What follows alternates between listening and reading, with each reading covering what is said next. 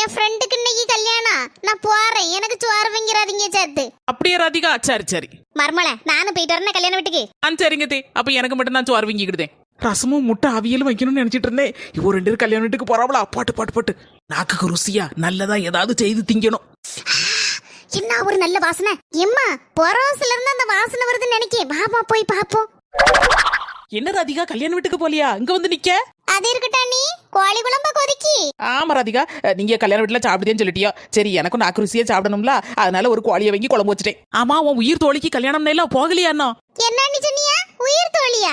அவ கல்யாணமா முக்கியம் எனக்கு. இங்க ஒரு கோழி எனக்காண்டி உயிர் கொடுத்து தக தக தகன்னு கொதிச்சுட்டு கிடக்க பத்தியல, அதுதான் எனக்கு முக்கியம். முதல்ல கோழி குழம்பு ஊத்துங்க, சோத்த போடுங்க, திங்கிட்டுனா. ஆமா மர்மல, உயிர் தோழியை விட உயிர் கொடுத்து கோழி தான் முக்கியம்.